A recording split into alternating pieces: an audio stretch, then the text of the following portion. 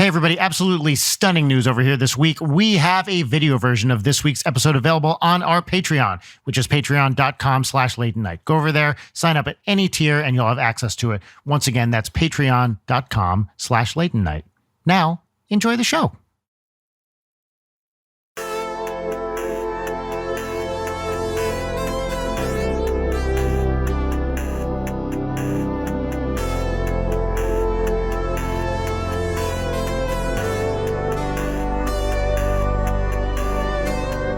For a guy who works 2 jobs every single week, I wrestled myself to take a vacation this week. So It's I feel like I never take a real vacation. There's always like work bubbling, around in the background. I am so impressed by people who can legitimately just say, you know what? Nothing for a week. I don't think my brain could do it. My colleagues were like, you should just, because I just got off of doing a huge fundraiser event in September, so I'm exhausted. Yeah.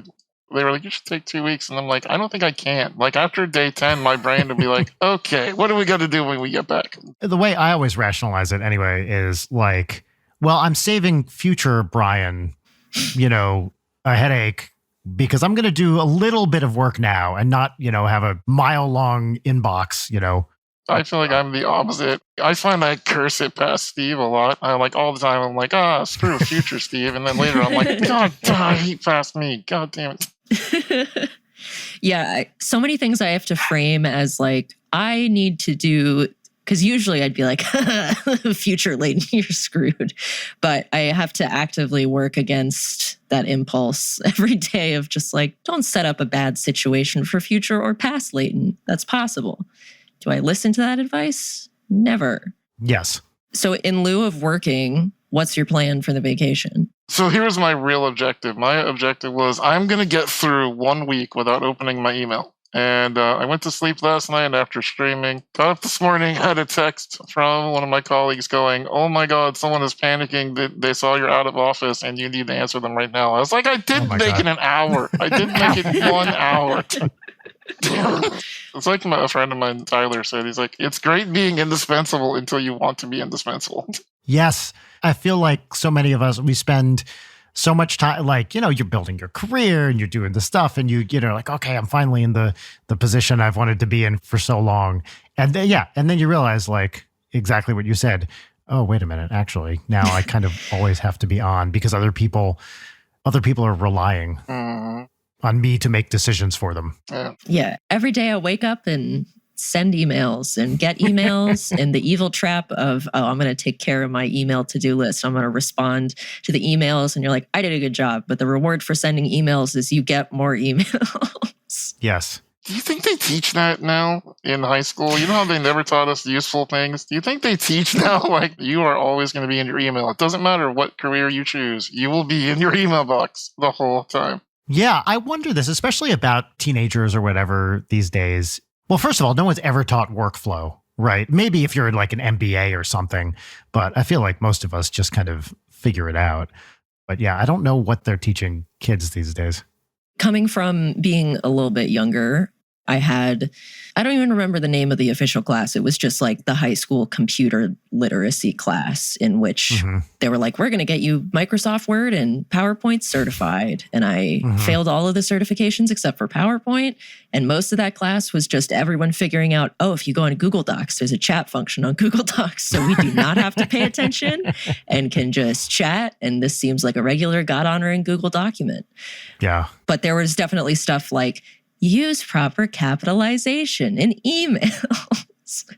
And that's about the extent of it. But no, hey, know when you need to be replying all and when you definitely shouldn't be replying all. Yeah. Because oh my God. Why don't they teach people that? That's the one I would love for everyone to have figured out is you don't have to reply all to everything. It's okay. Yes. Yeah. And then, like you said also, Leighton, but there's sometimes when you do, and, I'm sure we've all had this thing where productivity grinds to a halt because they replied to one person instead of a chain and everyone's just hanging around waiting for a reply. I've mentioned this before in the show. I noticed this to be particularly prevalent in the animator community where animators, I would say of the ones we've worked with for my band, a solid 9 out of 10 of them never reply all. It's just single reply every time. And then there's a flurry of like forwarding. Did everybody see this? And I don't know what it is about animators. You know what? I know why this happens, at least partially, because having been in that position and also the position I'm in nowadays, I guess, is that when you are an artist and you hit reply all, it feels like you are getting up in front of the class. Like, oh, I don't want to bother important people. I'll make it so like one person sees, this is my contact person, they'll just see it, and like just kind of that anxiety backing up like, no, it's worse if you don't hit the reply all when you need to, because other people need to see this.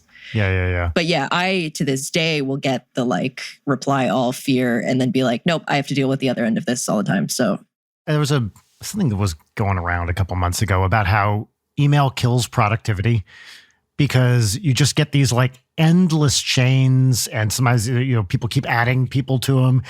And then sometimes it's not clear like whose responsibility things are. And these chains just kind of sit there forever.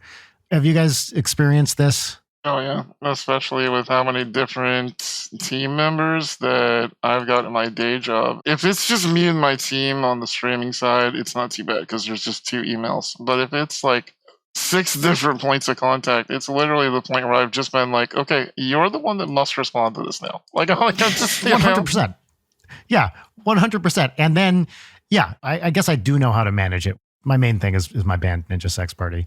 And we have lots of different, irons in the fire at any given time.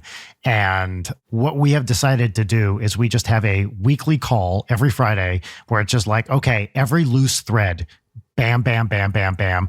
Sometimes you'll wait on stuff because you don't have what you need.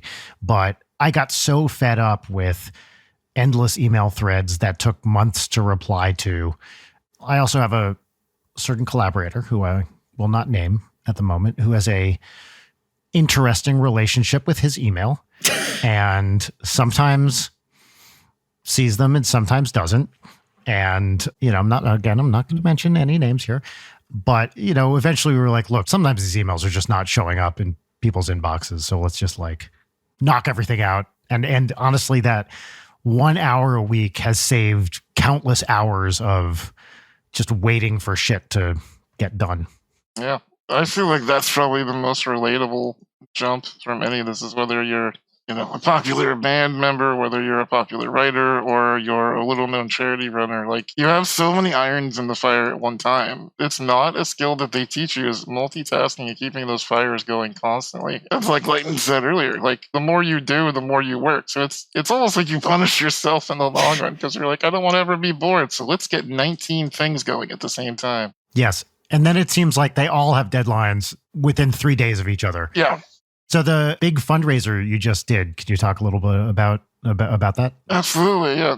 So I just got done with my September push. So for my day job, I am the charity runner at Able Gamers, and right. A lot of our work comes down to the fact that we do work and we're really bad at talking about it. And so I take September as kind of like the charge where I push forward and rope up best friends around the internet to get the word out about what Able Gamers does and try to raise $1 million for the charity. And it's a lot of herding wonderful special cats that I love very much, but they're all cats. And, yes. Getting everybody to get on the same page in the same month, especially when, Twitch fires break out and who knows what else happens. And, It's just a matter of trying to keep everybody on the same page, all to hit the same target goal. Yeah.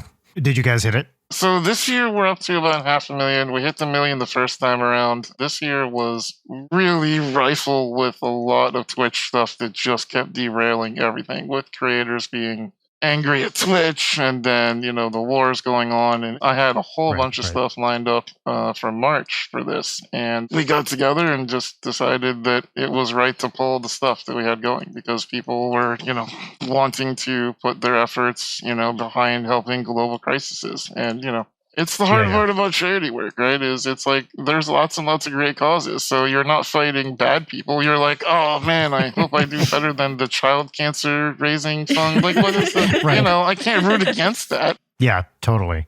Tell me if this is true. I feel like with Able Gamers specifically, like the profile of that organization just kind of like blew up over the last few years. Yeah, I mean, it seems like you've been really overnight successful. success, you know? Yeah.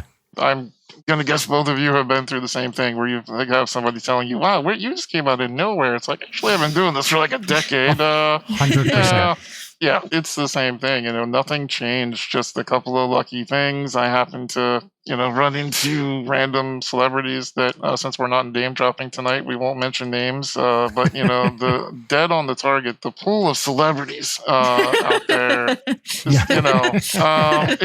just has a certain Very ability. subtle, yes. Yeah, thank you. Has the way of raising your profile a little bit, and just a lot of hard work, making friends, and sort of branching out to make people aware that people with disabilities also need love and attention and support is something that, what I've said, and not to get super geopolitical on a podcast, but it's hard because, what we do at Able Gamers and what I do as a human is I fight saying, hey, video games are okay, and they're not this thing that is ruining America and the world. And also, Right. by the way, people with disabilities are also not paid attention to, and that's another thing too. So I feel like I'm fighting on two fronts with that. For sure.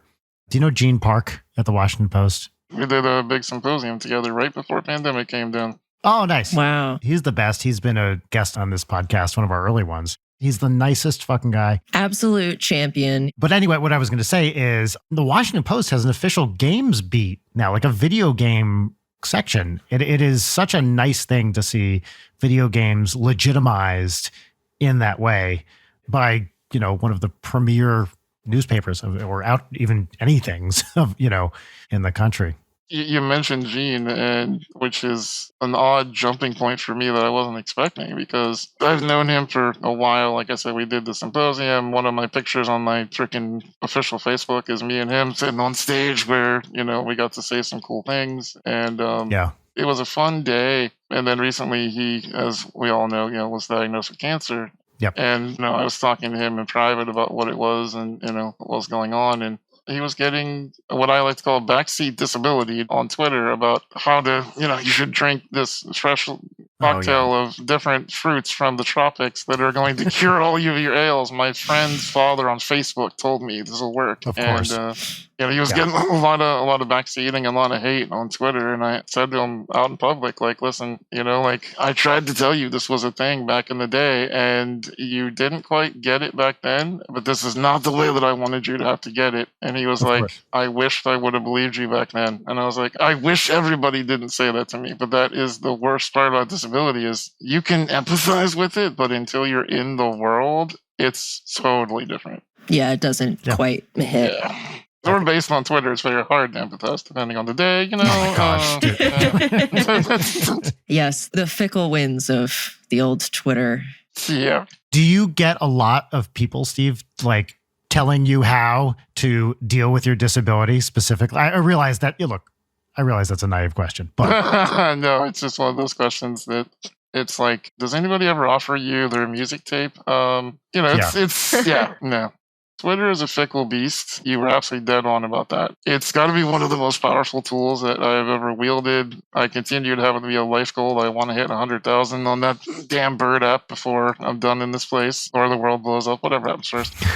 And, I take it as a point of pride, but man, also it can be difficult. There's a lot of backseaters there, even for real life. There's a lot of people who tell you you're not doing things the right way. I mean, I've had people flat out telling me that they understood my disability because, my 2 terminal illnesses, they can empathize with that because we're all dying of life. And I was like, yes, that's exactly the same thing. Yes.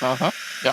So there's such a weird mix of people that you meet through that social media. And it is why I'm kind of worried about its future now, because for as much as it can be a troll cesspit, like it's great too. Like that's how I met my celebrity friends. That's how I've got in contact with a lot of people. That's how I got introduced to Ninja Sex Party, was them following me on Twitter. Hell yeah. Twitter is, powerful.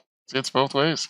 The other thing is, you, Leighton, all of us and many other people have spent years building up these followings, not just to get a big number, but so we can do something with it, right? And so, when the Musk stuff was first like hitting a few months ago, whenever that was, I had this like pang of fear because I was like, wait a minute, is this just about to like go away? Which it may or may not. I think it's probably likely to stay around, but who the fuck knows, you know? It is scary to think this thing that we've been working on for so long could just go away. But I'm holding out hope that, you know, even if that deal does end up going through, it's not going to be the catastrophe. We're really on a race of like, Twitter is already the worst website. And it's just like, where's the bottom? How much worse could we get? And I am afraid that, you know, Elon could take it pretty deep. But I totally agree. Like, I've met so many cool and interesting people through Twitter. Honestly, Gene is one of them who we were just like, you know, I think he was following Ninja Sex Party, and then I kind of followed him back. We were DMing and stuff. And now he's like an actual in-person friend, you know?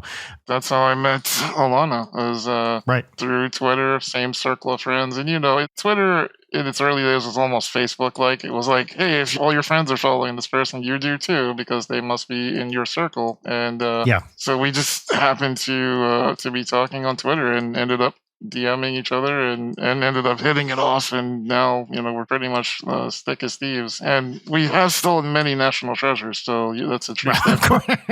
No, perfect. Yeah. We get something good out of Twitter. Yeah. Got to get the Australian treasures as well as the US treasures. They're always on the ceiling. That's just so weird about them. I don't know.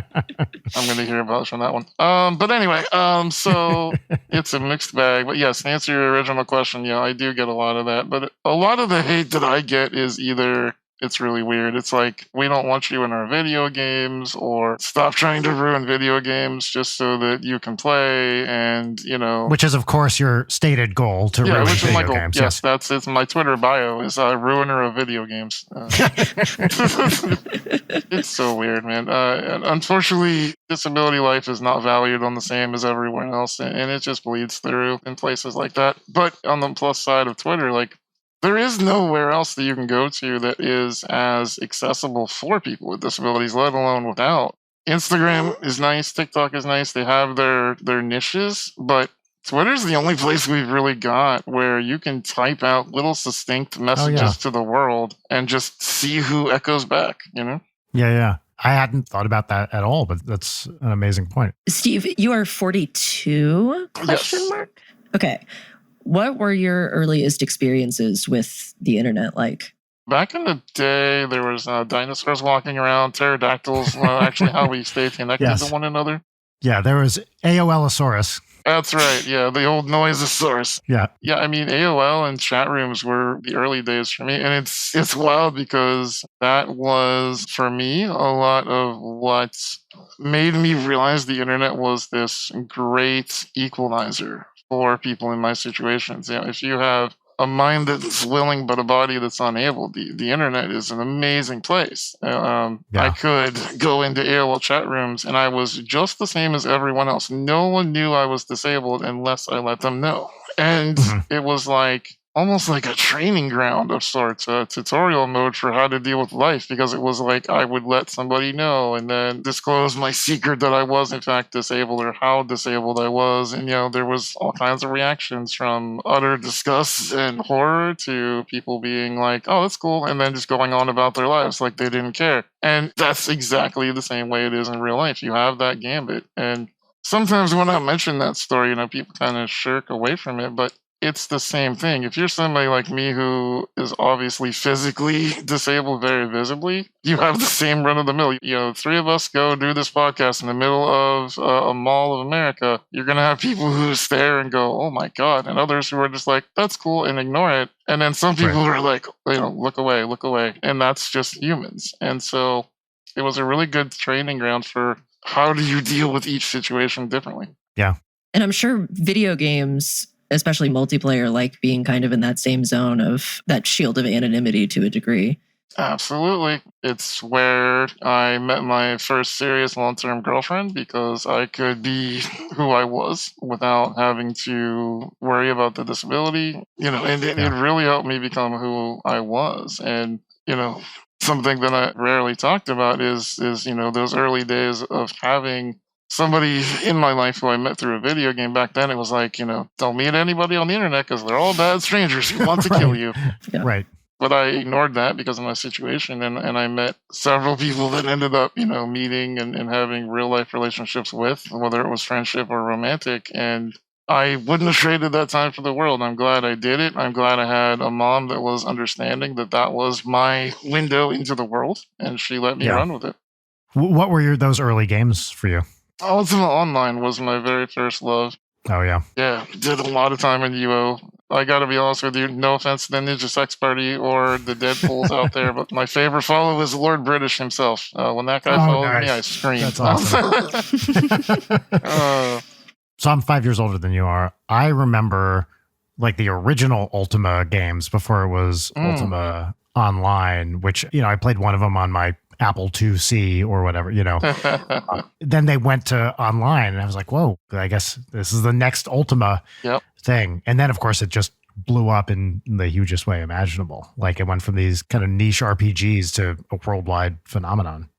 Ultima was weird for me in a lot of ways. I think the reason that I was so happy about that follow was just like, it was such a weird running theme. If they ever do a documentary about my life and the crap that I've gone through, it will definitely be there as something that runs an undercurrent in my early years. I got my early consoles because a nurse basically said, hey, why aren't you doing this? And I went, I don't think I can. And they went, I think you can. And then they lent me their kids. And I found out that I could use a controller with my hands back then. And it opened up this door to this window where my mom and I had not been estranged because she's always been in my life. But when you have a disability as profound as mine, it complicates your life with your family that live with you. So she, ends up being this caretaker that's full time, and there's guilt there, and there's struggles, and there's, dealing with an angry teenager who's just figuring out that they have a terminal illness and what that really means cannot be easy as a parent.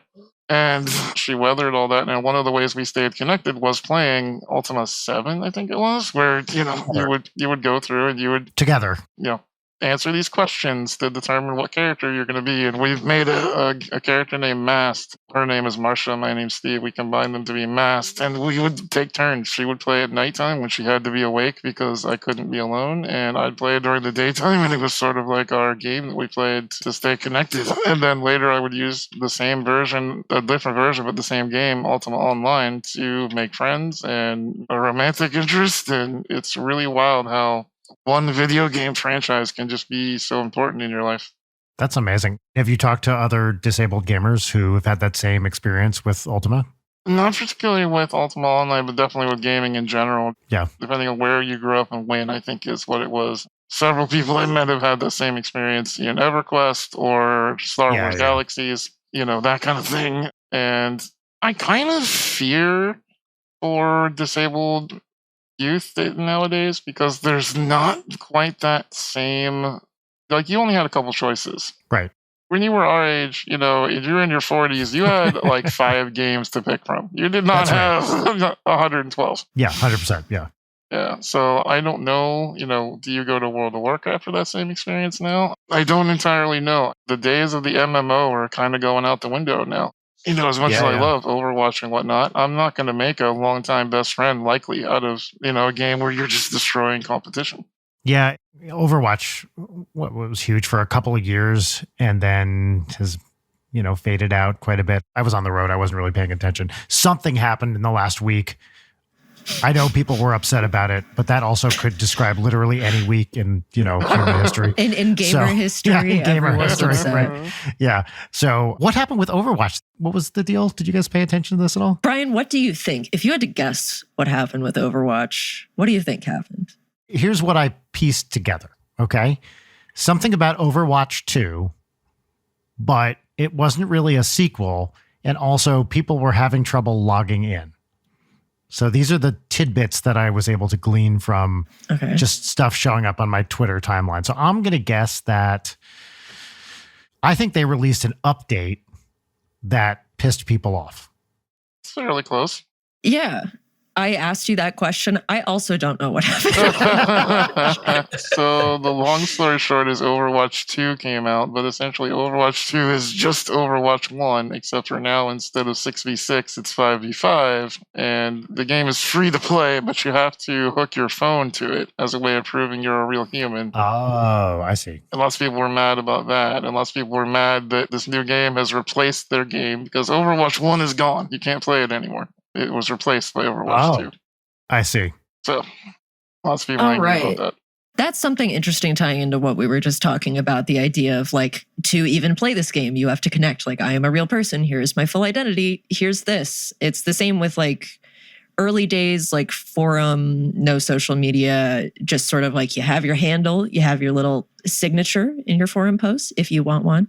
But now everything is so like tied to your real name. You're a person. Everything is like one-to-one. Here's who you are. Here's your face. Here's everything about you. Like, I think it discourages a lot of that sort of like curiosity and openness to other people. And because instead it's just like going to get boiled down to like, oh, I've got plenty of grist to attack you over, stranger.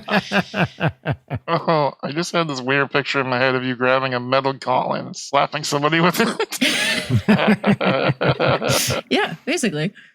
So other than Ultimo, what was like your video game journey as you grew up playing things?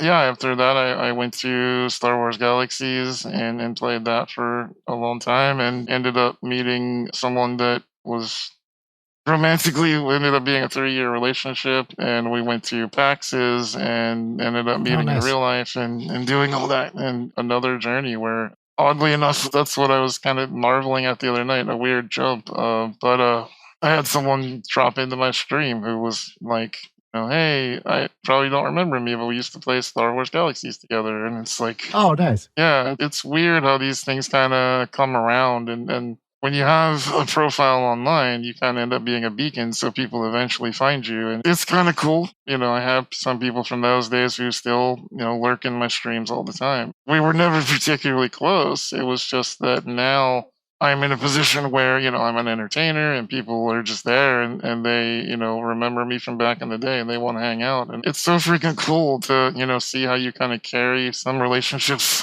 with you as you age. And, yeah. One of the cool parts about growing older, I guess, you get to see who sticks with you throughout the years. Yeah. And the flip side of it, I guess, is when you have those old internet friends who you kind of lost touch with, or people change usernames or platforms or whatever, where it's like, I, talk to you every day. No idea what your real name was. Don't know what you're doing. Hope you're doing well. Those weird little idiosyncrasies where it's like, this person is my best friend online. I only know their first name. And then they say something like, oh yeah, so I was walking my dog. And it's like, you have a dog? This just has never come up. It's always reminded me of, I used to be a professor and instructor of various things. And you have these students, you see every day for like sometimes years, right? And then they just move on with their lives. And you have these very, it's not like a friend relationship most of the time, but you get to know people. And then suddenly they're gone because they've moved on to where they've graduated and gone to wherever. And then maybe they just pop up years later. Hey, by the way, I'm working over here now. And it's like, oh my God, wait, last time I saw you were 19 and now you're 35. Wait, that doesn't even, oh wait, I'm old too. Right. From a teacher perspective, that's got to be kind of awe-inspiring because you had somewhat of a hand in getting that person to where they went. So if they come back and they're like, yeah, I just invented this cure for this thing, you're like, I had a small part in that. That's so cool. Totally. I was just going to say, I found that also with, I used to be a scientist and other younger scientists I collaborated with who are now like full professors. I'm almost 50. Like when I started with these guys, they were in their 20s and now they are, in their 40s. And it's like, oh no, you're like a world leading scientist. And I knew you when you were just a little baby grad student starting out in physics. And now you're like completely kicking ass. I mean, the other thing that's rewarding is to see someone who's really young and you're like, there's like potential there. That person I think is really going to blossom at some point. And then just to watch them do it is really rewarding. And, far be it for me to claim any credit at all for the success of anyone I've worked with. Probably they succeeded in spite of my involvement with their lives. But it is fun to see these people grow up and become like amazing, awesome adult humans. What I was going to say was that I think about this with therapists. Because like when you quote unquote graduate therapy or you stop seeing somebody, it's just like, all right, that's it. The therapist, like, unless you reach out in the future, they're not going to know anything about your life. Like that sort of deep bond in a good therapeutic relationship where it's like, this person knows so much about me, but like the same sort of thing of like, you have a dog, like there's so much information that gets omitted based on the type of relationship. But with therapists, it's not like, they're going to go into somebody's stream or whatever. It's just sort of like, welp, hope that person's doing good. And I'd be curious if there are any therapists listening to this show. If you are, I'm sorry. But I would be curious to hear, like, if you think about patients years later or whatever. What's our diagnosis? So that's the first question I would ask therapists. Our podcast diagnosis. Yes, that's right. Were we talking about having a couples counselor on once? Weren't we talking about doing that or something? Brian, you're omitting the fact that we do have a couples counselor for this show, who you've actively been ignoring lately. I don't know who you're Dr. talking F about, is really upset. She said, just because you're on tour doesn't mean you're on tour from your feelings. I'm always on tour from my feelings. That's my secret. Should we introduce the show? That's the other thing. That's the thing I fucking forgot to say in the beginning.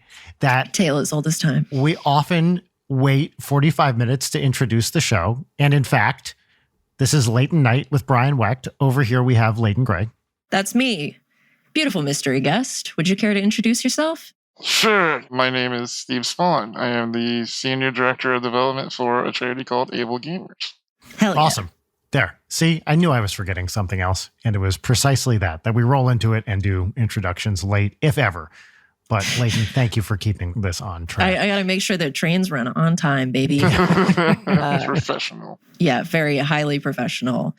Something that I wanted to circle back around to is that something that I really love about Able Gamers and just the entire like mission statement is focusing on the social aspect of games, as we were just talking about, and how, kind of correcting that idea that video games are for people who hole up in their basement at all hours of the day, when it's like, as we've talked about, meeting people through games is a huge thing. But also just like, as much as I jokingly say that I hate video games, I love video games so much. And they're so important to my friendships. Like, regardless of if I met somebody through a game, it's just like truly nothing better than like freaking out about a video game thing in the middle of the night with friends on Discord. Like, I just think that that is a wonderful thing. And the fact that people can look at what you guys do and be like, you're ruining video games. It's like, it's insane. Like, what are they doing? There's more people to talk to video games who get to enjoy it. That's a good thing. Yes. It's a psychological thing, which I know both of you have backgrounds in big brain things. And so I think you can appreciate, like, Thanks. I mean, in order to do what both of you do and what I do, we have to think about the world at large, right? And I think that part of that is understanding where people are coming from, if you can. Now, there's obviously the toxic, bad faith argument people. We're going to toss them out because they don't matter. They're just looking for an argument, right? They're just the jerks. The other ones, the gatekeepers, the elitists, those are the ones that I continually try to battle against, and I'm exhausting myself by trying to win them over one at a time, is they're the people that view video games as such a core central part of their identity that the idea that other people could be allowed in and do the same thing that they've already done is an affront to who they are. And those are the people that you really have to reason with, like, listen, I understand that this is part of who you are. You beat this particular game on the hardest setting possible while you were blindfolded and had cheese in your mouth, and that is your thing, and you're proud of it, and I get that. No one's taking that away from you. We're just trying to make it where other people can enjoy their version of it, and you really have to just really get to them. I don't know about how you guys deal with social media, but for me, sometimes I like to message a troll back and be like, hey, why did you say that? Or, hey, like, why would you reach out to a stranger like that? And I like seeing the responses because some of them are just double down on their toxicity and tell you to go away and that you're a horrible looking human being who should be in a Tolkien movie. And other ones are just like, oh, I didn't think you were really going to read that. Sorry. And it's interesting how there's such a big swath of trolls out there and you can reach some of them. So it's weird. That latter reaction is really, really interesting to me. I don't think I've ever had that happen to me specifically because I'm totally like a do not touch the poop type situation where it's like, I'm good. I'm in that category as well. I decided years ago that I was like, you know what? It's a one-way street for me, pretty much. I use it just to put stuff out there and will very seldom respond. But people who are braver than we are. Yes, like you. Or just have more patience, of which I have very little. Yeah. Like, I find that I didn't think you were going to read this a fascinating It's response. just amazing.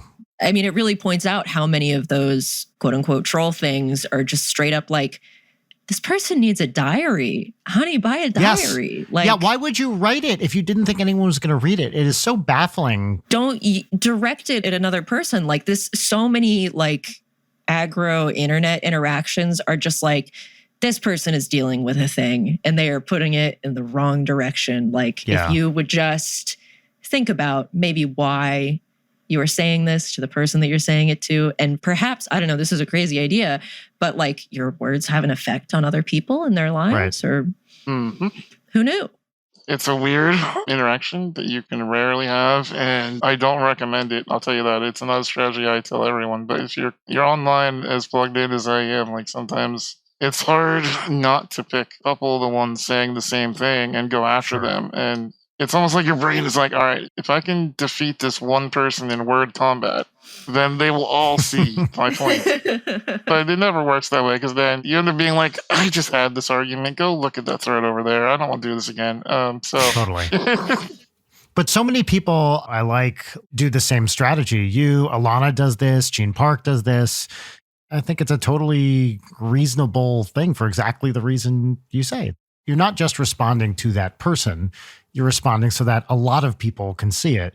And what I would hope is that people who see that interaction then take a step back and they think, oh, well, is that the kind of thing I would have said? What do I think about that? Like maybe use it to question their own assumptions and then learn from that, which I honestly think it does have that effect. It may lead to more hate and more bullshit for you to deal with. But I think there are a lot of people who are seeing that. Every time I see someone, correct a hater or whatever, it's like, oh, okay, that's a reasonable response. That I understand something else now.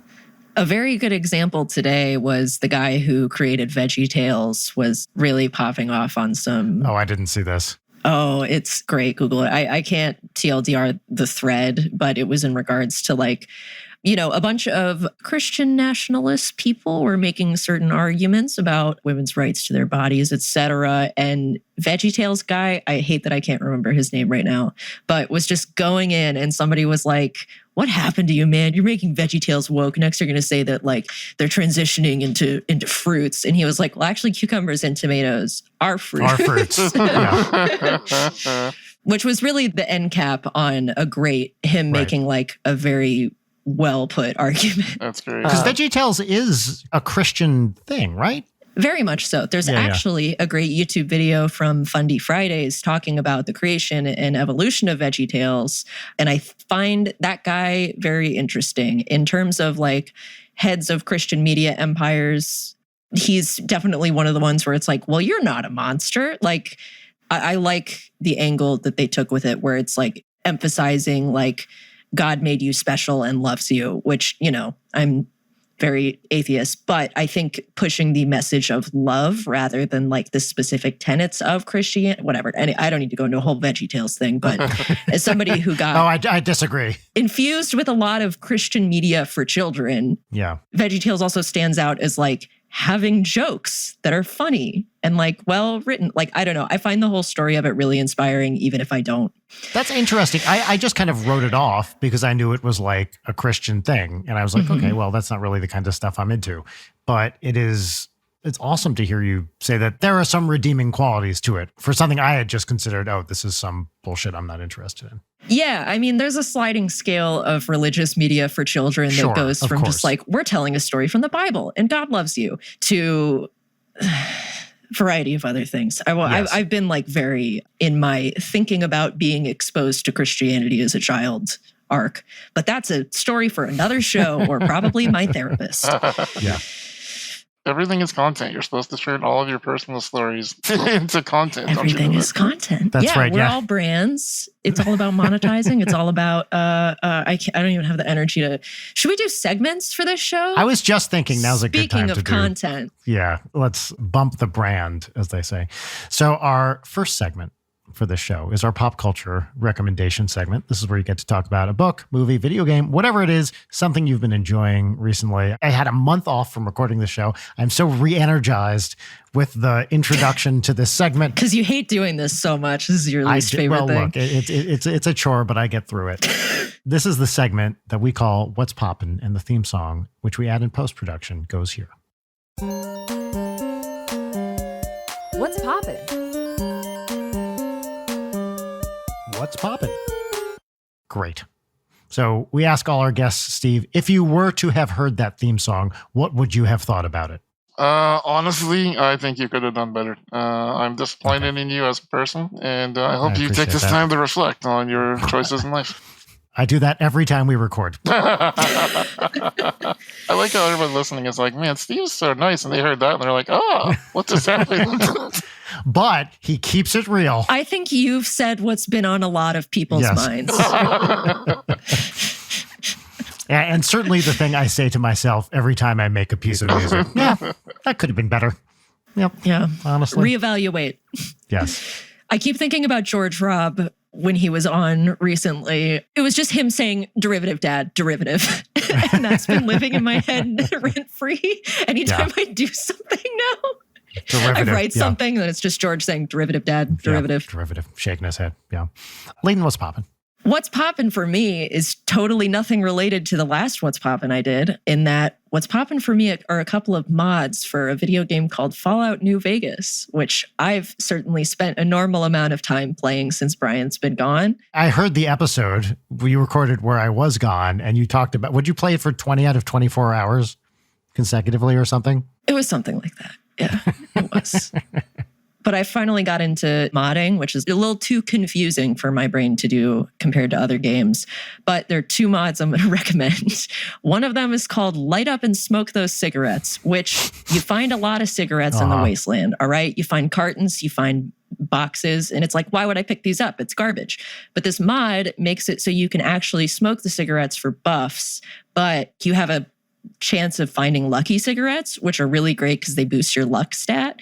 And so anytime I am in a situation where it's like, I need to snipe a bunch of geckos from over here, like it adds this extra little meta game of like, oh, I found a carton of cigarettes. Are there luckies in here? It's just like, why isn't this base game? This is awesome. I mean, children, please smoke. It's good for you and it makes you lucky. 80s cartoons all over again. Yeah, totally. Go out and buy those candy cigarettes, kids. Yeah. It'll make it easier for you to shoot people in the head. And then the second mod that I really, really love is called Platinum Radio. I'm like this with Cyberpunk too. Any radio mod that makes it so you can add more songs to the in-game radio, doing God's work.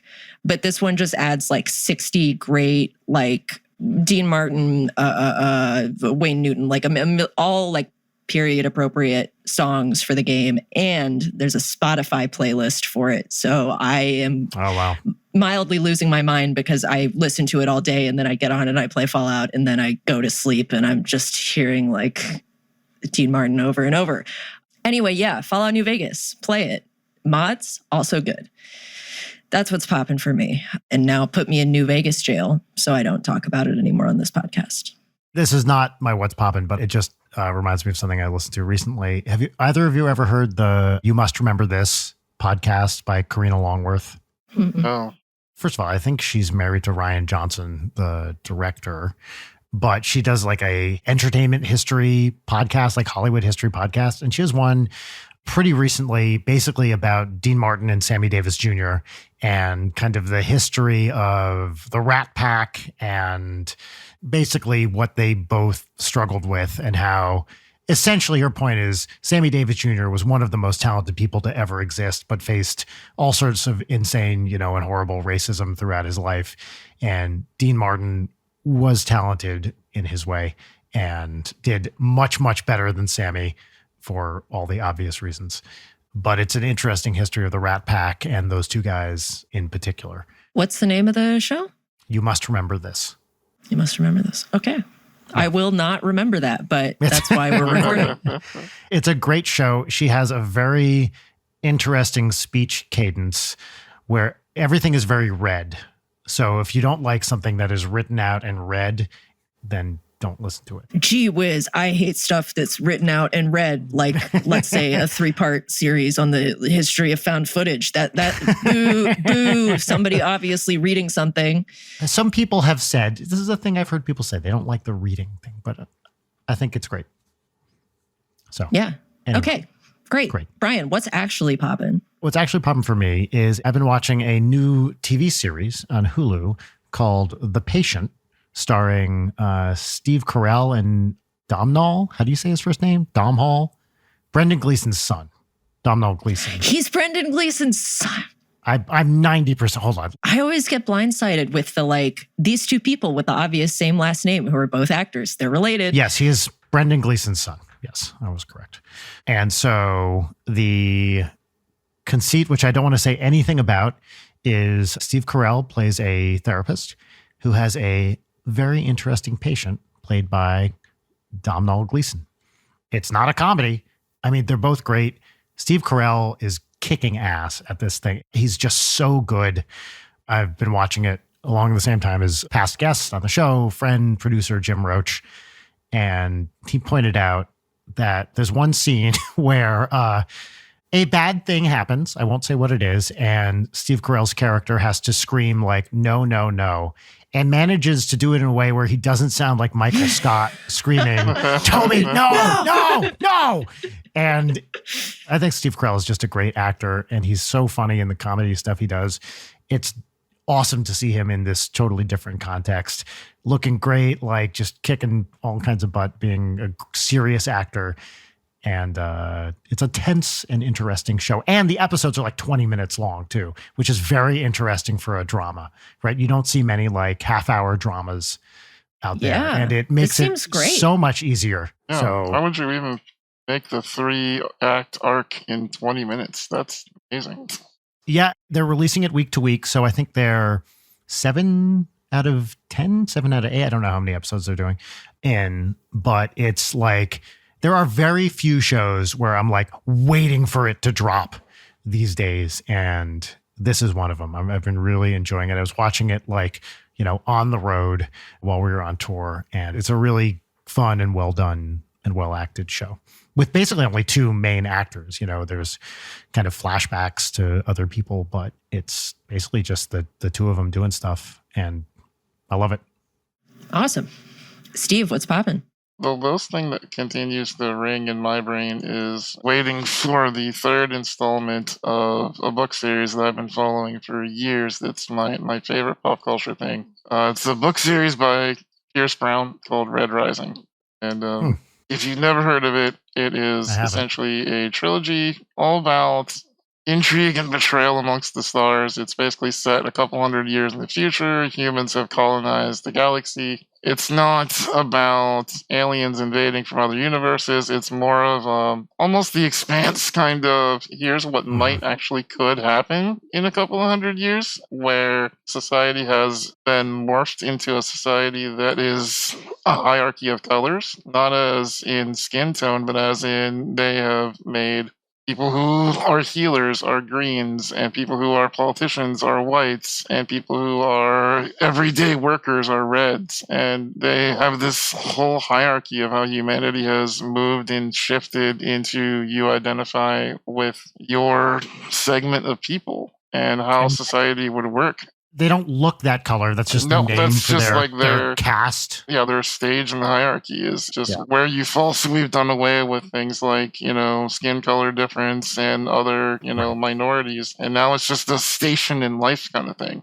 where, scientists are blue, and these color schemes get into an involvement in interplanetary warfare where Mars and Earth are fighting the outer banks of Neptune and beyond. Mhm. And what happens when Mars is full of a bunch of materials that the rest of the universe needs to keep running, and how it's the focal point of the story and controlling this one planet. And if you liked Game of Thrones and that kind of houses and families fighting against each other, it's really cool. They don't have lasers, they have what they call razors, which is, imagine a snake that goes around your forearm, and they almost have like elite battles where people fight using these razors by whipping them off your arm, and it becomes a fencing tool.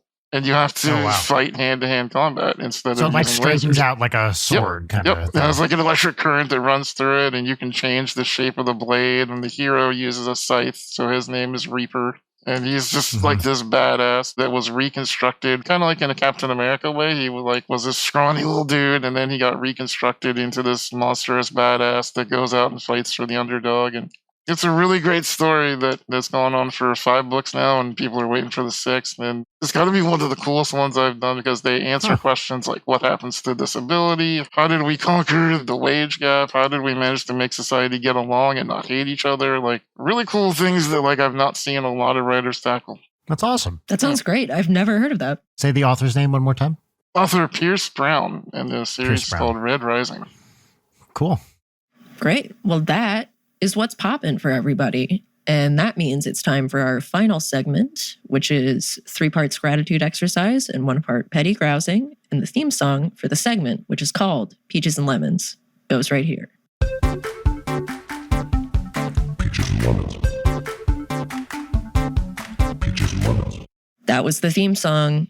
Now, we will each start with a lemon, which is a thing that is a minor bummer, annoyance, just crappy little thumbs down, what have you. I can go first. On this recent tour, so we had 2 kinds of shows, the big Ninja Sex Party shows, and then smaller variety shows that I would do, where it was kind of like everybody but Dan. Dan wants a night off to rest his voice, and it's like, well, we're paying the crew, so let's do another show at a smaller venue. And in one of these, pretty early on in the run, so I play sax as part of this show, I'm walking on stage, and a whole key just straight up falls off the saxophone. It's like just about to just thunk. And I was like, oh, because this is like the closer of the show. Will, most of those keys do something on the sax. Depends on which key it is. And it turns out it was the key that controls just the lowest note on the horn.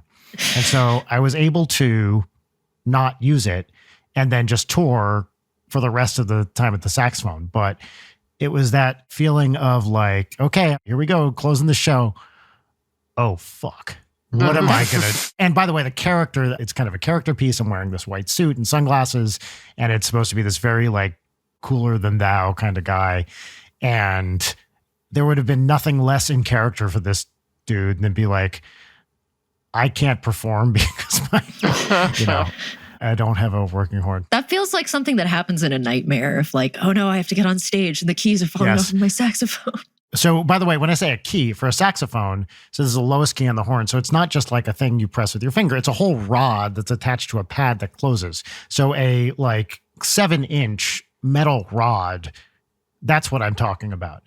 And I'm sure for someone who knows how to repair these things, i.e. not me, this would have been a minor thing. But instead, I just toured for 2 weeks missing a key. And honestly, it ended up not being a big deal. I was thinking that like happened to you on stage, and I was thinking as like Ninja Brian character, like that would be pretty funny to play off, where you're just like looking at it and throw it over your shoulder and keep going, Yes. If I was Ninja Brian, what Ninja Brian would do when something goes wrong is I just walk off stage and refuse to perform, and then get the audience to chant Brian, Brian, and then they come back on. There was one thing on tour. It was like a solo thing, just piano. And I immediately fuck up. And Danny goes, oh, Brian fucked up, which is my favorite thing. I love it when that happens. And yeah, so I just stopped playing immediately and left.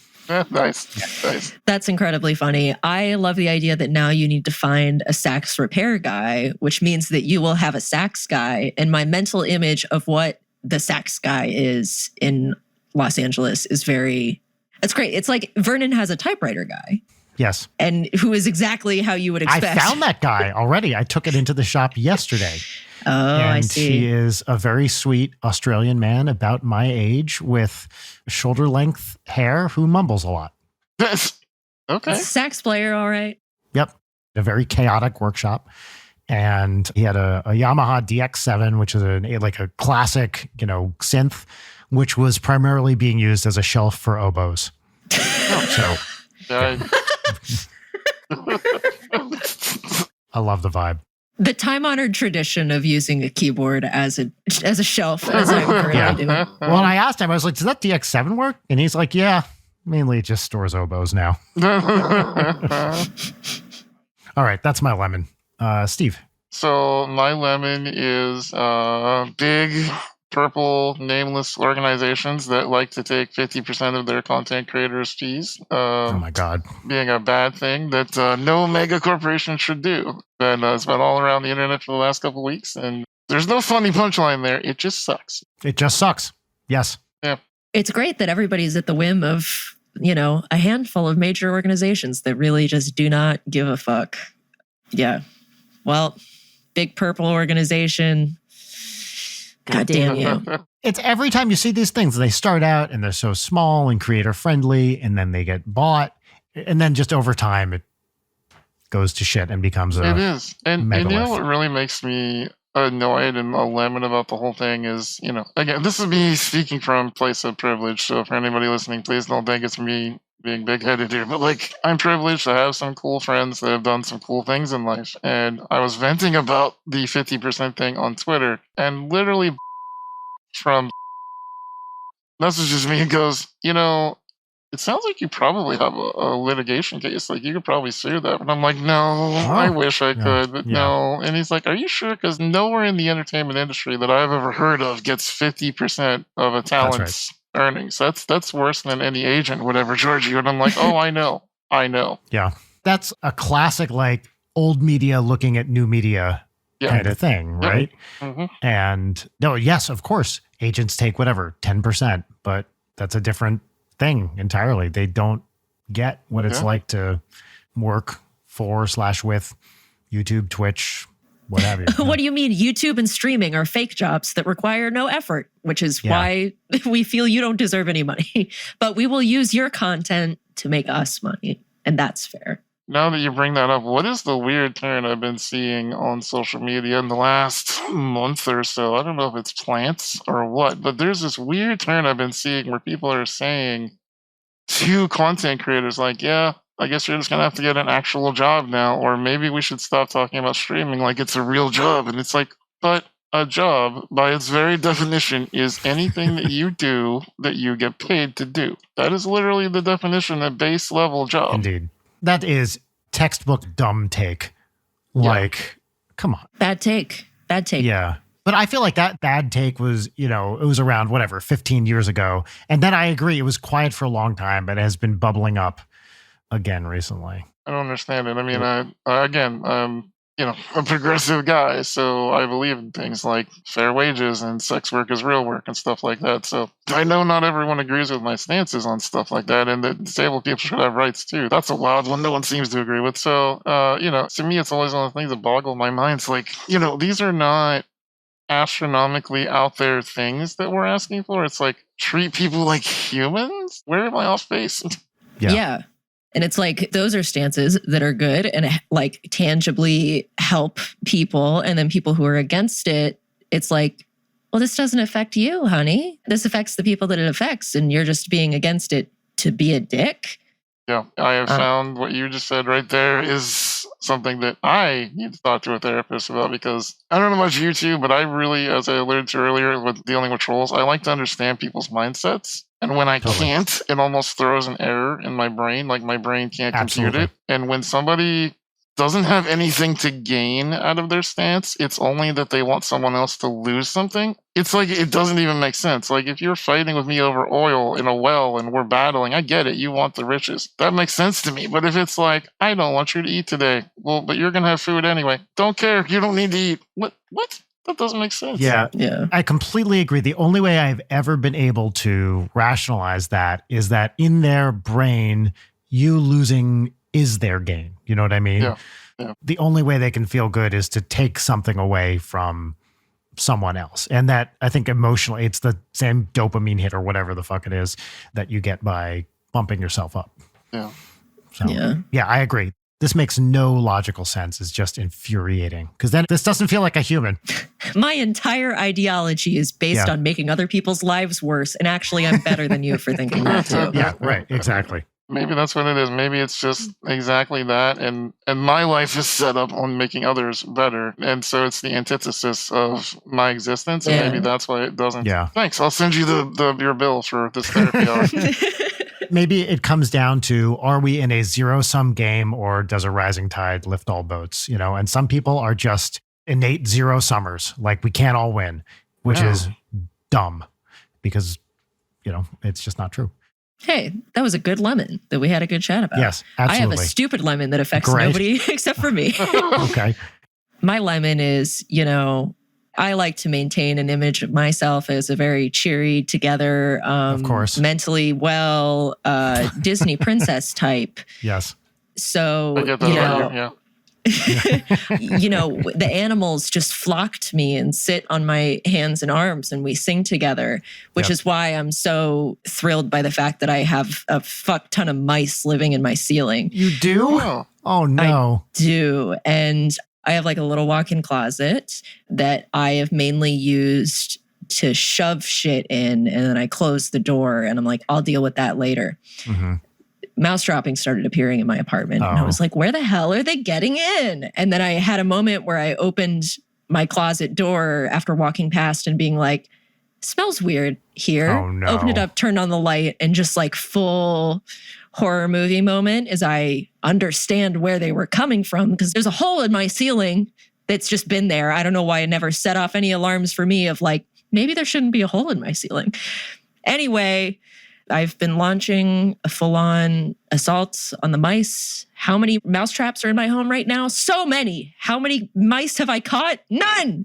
None. So I had to clear out all the garbage with the help of my dear, beautiful friend and previous guest, Allison, who helped me take literally like years of just like clothes and whatever random shit that I needed to shove in my closet. Was there mouse shit in your closet? Yes.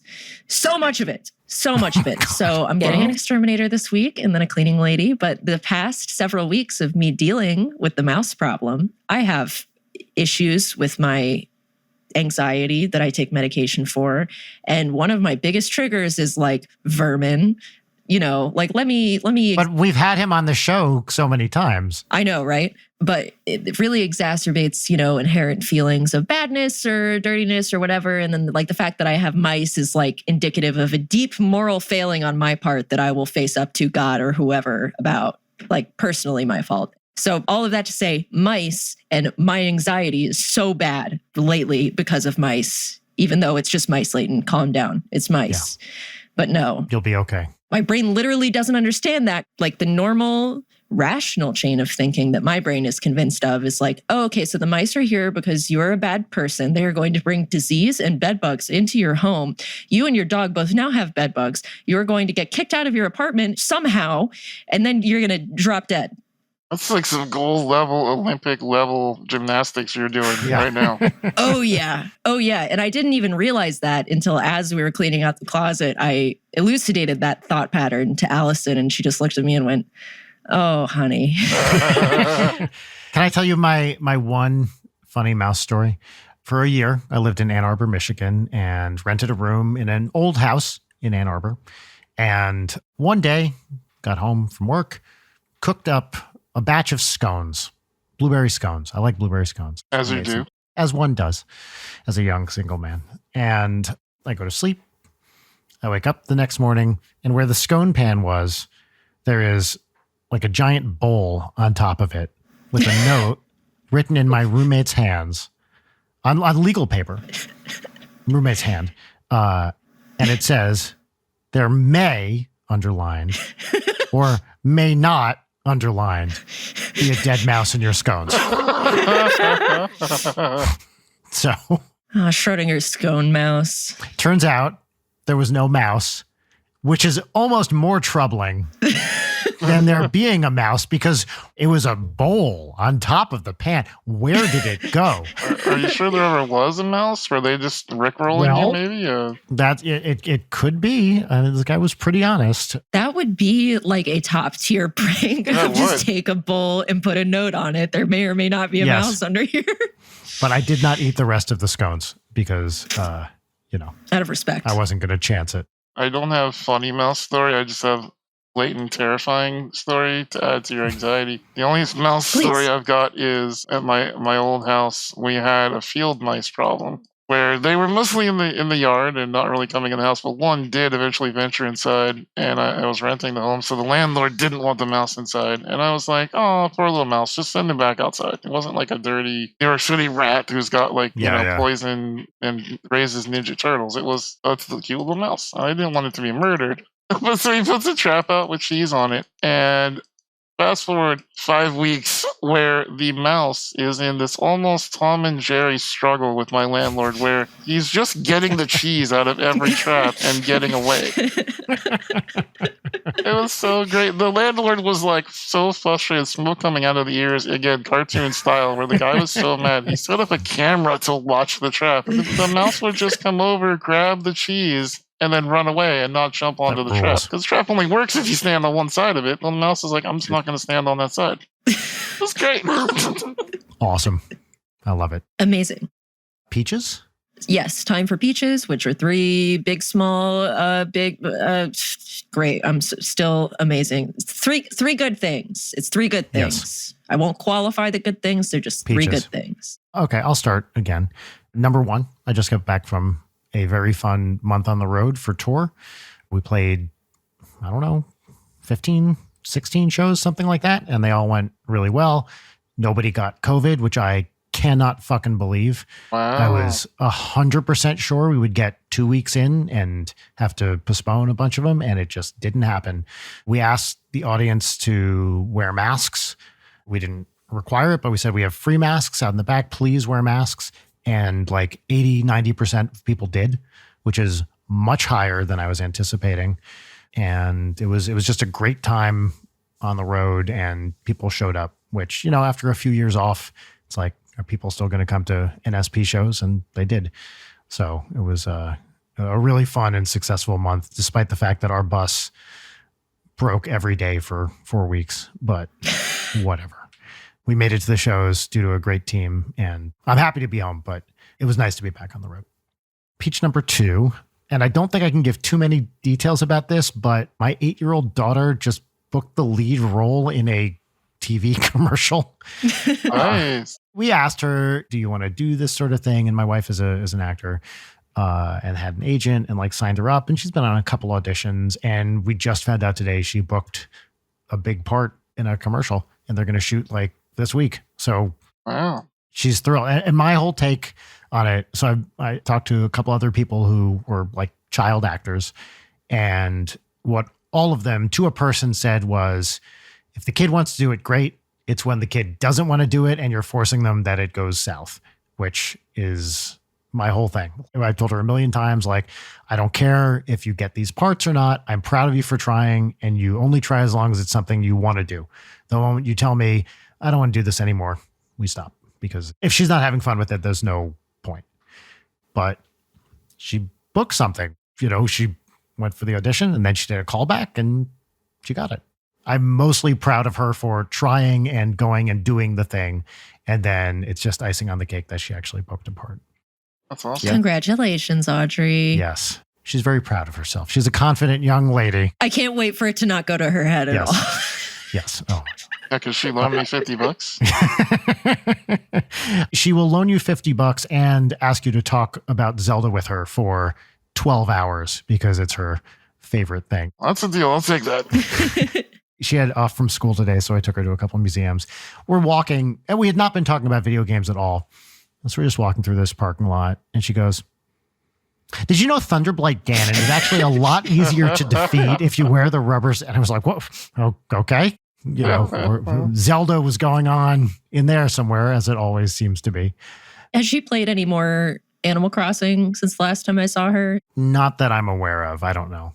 Okay, cool. As context for listeners, I babysat Audrey a little bit while Brian was out of town. Very kindly. And it was great. I had a great time. She is such a little gamer, and I can't wait for her to be a slightly older gamer so I can introduce her to games for slightly older people. Yes. She's on the verge. We're going to start talking to her about, like curse words and things like that. What her dad does for a living. Yes, indeed. She can't listen to 90% of my songs. She did the other day. She was playing some game. I don't know what. And Rachel heard her go, "Oh, that's BS." And Rachel was like, what you learn to do when you're a parent is you don't overreact. You just ask. So Rachel said, what's BS? And Audrey goes, bad stuff. Yes, it is. And we're like, yes, it is. It's bad stuff. We also asked her, we were talking in general terms about swear words. And she's like, yeah, some kids are talking about, they can't say the F word. And so I said, what do you think the F word is? And she goes, I don't know. They won't tell me. Imagine, not even venturing a guess. I thought it was so cute. I remember the first time I was introduced to the F word, I was like in first grade. I don't even remember how it came up, but there were two girls who were like, it rhymes with puck and it starts with an F. And I was like, fuck, that's not a word. And they were like, you can't say that. Yeah, just truly didn't think it was a word. I thought they were messing with me. Was it Harvard or MIT that did a study that said that if you use curse words, you are a more honest person because you don't have that filter trying to stop you from saying the word that your brain is actually targeting? Seems plausible. I like it. I'm going to run with that. I'll use that to justify my awful potty mouth habit. Yes, indeed, I will. I'll just real quick say my final peach, which is, as I've been talking about for fucking... Well, there it goes. There it goes. Yeah. Years on this show, I've been writing a smooth jazz album, and we have finally finished the mixes. This album is done, except for the mastering, and now we move on to whatever the next phase is, which is probably making some videos or something, and actually planning out a release date. So it's very nice. This has been a project which is, I wrote the whole thing. It's just me, although a big part of it produced by Commander Meouch from TWRP. And it's nice to have a solo project that has actually, it's not quite across the finish line, but it's very close. So I'm happy about that. And those are my Proud pitches. of you. Thank you. Proud of you. Thank you. I could do mine very fast. Yeah, go for it. My first peach over the weekend, Aaron, Susie, Vernon, and I went to a pumpkin patch and we ran around and looked at pumpkins and we saw some baby goats. Well, Baby goats love standing on top of things. yes, they do. They love doing that, and we loved looking at them do it. So that was awesome. It was nice to go somewhere and do a thing on a Saturday instead of sleeping, which is how I spend most Saturdays. Mhm. Did you see the new trailer today from Jordan Peele? No. He's doing this like animated, slightly horrific, slightly comedy series. And the trailer is like doing this typical, in a world, yada yada thing. And at the end there, it's like, here's some demons. Here's a dead priest. Here's a bunch of people trying to murder people. Here's a goat. Here's a bunch of demons. And it's like, wait, goat? Wait, what? Why is there a goat? Okay, sure, yeah. That's awesome. Well, I'll have to check it out, yeah. My second peach is that a couple of weeks ago, had we been recording, I would have gone off about this particular lemon situation. But I have a type of car that is really popular to steal things from.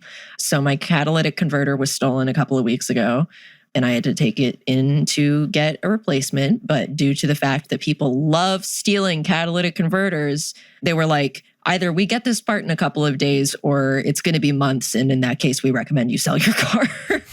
So I was sort of in a limbo where it was like, my car insurance, despite being comprehensive, doesn't cover rentals, and was just kind of biding my time. And finally last week, it thankfully didn't go on for too long, but it was a couple of weeks. They were like, all right, it's ready. And then I went and I got a shield for it, so it will not get stolen again. Oh, a shield. I have the same type of car. Perhaps I should get a shield. You should get a shield. Like, is that something you only do, like, in California? I've literally gotten to 42, lived in Pennsylvania all my life, never had any friends be like, they took my catalytic converter. Damn them, not again. It's definitely very common in California right now, but it's happening all over. With this type of car, I was reading articles where people were like, yeah, I've gotten hit 4 times in the past year. 4 times? Yeah. Oh my God, wow. Well, because when the tow truck guy came, he took one look at the car and was like, catalytic converter, right? And then as he was loading it up, he was like, immediately get a shield. They will hit you again and again and again until you get a shield. Why do people want them? It's like precious metals in it, and you can sell it for like $1,000, and you can cut it off the underside of a car in a couple of minutes and be gone. I think it's the semiconductors in it that they're going for, but I could be wrong about it, because there's a big semiconductor supply chain issue right now. So I also might be making that up, but I think that's part of it. So yeah, I am so relieved to have that taken care of. And also because I love the type of car that I drive. I was like, oh man, I don't want to buy a new car. If I have to buy a new car, I would just get the same car. But that means they're going to steal my shit again. So we're hopefully all good. And then my last peach is what I mentioned before, that Allison came over and helped me tackle my big anxiety, panic fixation of my closet. So now I can get exterminators in. Allison is the best, and I love her so much for a variety of reasons, but she has also helped like so much with me just being the person who will come and help me tackle stuff that I get panic attacks about. Like I'll fixate on a thing and have a ton of panic attacks about it and then be like, I can't do it. And then Allison's like, I'm here. And I think it's important that everybody has even keel. Yes, that everybody has a friend who is as wonderful as Allison is. So that's my peaches. Great. You heard it, everybody. Get an Allison. Yes, everybody should get an Allison. Yes. Steve, what are your peaches? 3 peaches.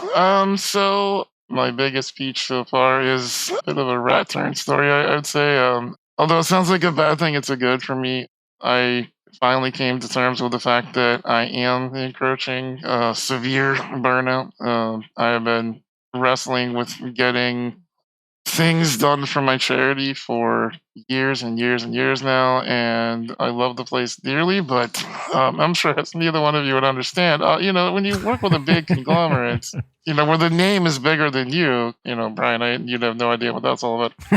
It gets a little frustrating because you start being, a first name from entity. And yes, I don't want to be that. I love what I do, but it's not all that I do. And I took some of the first steps towards, taking a vacation, taking a step back, and working on doing things for me and trying to allow myself to be a little selfish and not use every single ounce of my blood and every contact I make to benefit a charity that I love. Yes, but also I am a human, and it took me a long time to admit that and sort of reach out to fellow creators and say, hey, do you feel this way about your creations too? Like that sometimes you get lost in the creation, and it was really great to hear how many people were like, yes. So I felt not so alone. Dude, absolutely. Yeah, same. The peaches that followed that was getting things back on track. So I actually was originally a writer, and I abandoned writing to do charity writing. So getting back to doing writing and finding an agent who will help with facilitating that kind of book negotiation and talking to publishers about getting some of my creative ideas out there that have nothing to do with raising any money for any charities and just doing cool things and creating stuff. Are you a fiction writer? I am, yeah. I've got one fiction book done and out the door, and hopefully going to continue in that line. I mean, you two are creative, so you understand. Like, you have a bunch of popcorn kittens in your brain with all kinds of ideas all the time. But there's those couple of ideas that no matter how many years go on, they stick with you, and you're like, I have to finish this before I'm done. Yep, for sure. If nothing else, I want to get those 2 or 3 ideas, done. And, if only 3 people read them, then I don't care. At least they're out of my brain and I can rest, Yep. Yeah. Totally. And then the third peach for me would be, this is going to sound sappy, but I've been on a real quest to differentiate in the creative field contacts from friends. It's something that I've really been kind of struggling with over the years with, you meet someone cool and you meet your heroes. They say, don't meet your heroes, that kind of thing. And, some heroes are cool and some turn out to not be so cool. And you learn that everybody's just a human, right? We're all just humans. And I've been enjoying networking to find cool people that I want to hang out with. And just being able to draw that line between saying, hey, we did a cool thing, that's awesome. Hey, also, you seem pretty cool. Do you want to have a conversation? And getting to sort of draw that line where learning, I guess, self-worth and figuring out who your friends are. And, there's nothing wrong with making a contact with somebody just because you want to collaborate on a project. Nothing wrong with that at all. But sometimes it's a little hard because the lines are are we friends? Are we not? I can't tell. And I found the secret to that for anybody wondering how I've been doing is asking. it sounds like the most naive, pie in the sky thing. Like, just be like, hey, like, I like hanging out outside of hours. Do you want to grab a drink? And then just ask. And you find out really quickly who is like, hey, man, I love working with you. I'm kind of busy right now. Maybe later. That's a no. And if they go, hell yeah, I was thinking the same thing, and you grab a drink, it's like, okay, that's a friendship. Yep, totally. We've never talked about that on this show before, but it is such an interesting and important thing, especially as you get older and have a lot of contacts in your, Rolodex, whatever the digital version of that is. You have all these people you've worked with over sometimes many years. Some of them are people you've been working with for 20 years or whatever. You're not really friends. And there are always those people you're like, man, I just really wish we could hang out. I think it's a good lesson. Just ask to hang out. Yeah. I do think a lot about, just in the context also of, it's harder to make friends as an adult. And so people are busy. It's hard to get people's time because people have shit going on. But just ask. I think it's the way to do it. Don't beat around the bush. Just go. I don't know if it's just my view on society or if the two of you feel the same way, but I feel like we've kind of started to be trained to keep our feelings on the inside and not ask questions. And I kind of starting to take that on as something I crusade against, like, just ask people about, like, hey, are you okay? Hey, are you actually okay? Not just, yeah, I'm fine. Is there anything I can do for you? Or just straight up messaging someone to be like, hey, I miss seeing you. Let's do something soon. And it's not this like overbearing, like, I miss you so much. It's not Hollywoodized. Yeah. It's not dramatic. No. It's not even romantic. It's just one that's like, hey, dude, like, I miss you. Hey, let's hang out. I heard someone, and I wish I could remember who it was, I don't offhand, talk recently about that they used to be reluctant when they saw someone do something cool, someone puts out a new special or whatever, used to be reluctant to write a message because it would feel too networky or whatever. But then they were like, no, fuck it. People like compliments. And so now anytime a friend puts out a thing, I'm like, oh, congratulations. Love it. Awesome work. And speaking, as someone who puts stuff out, if I put stuff out and people are like, hey, that was awesome. Yay. I would never feel like, oh, the fucking networking.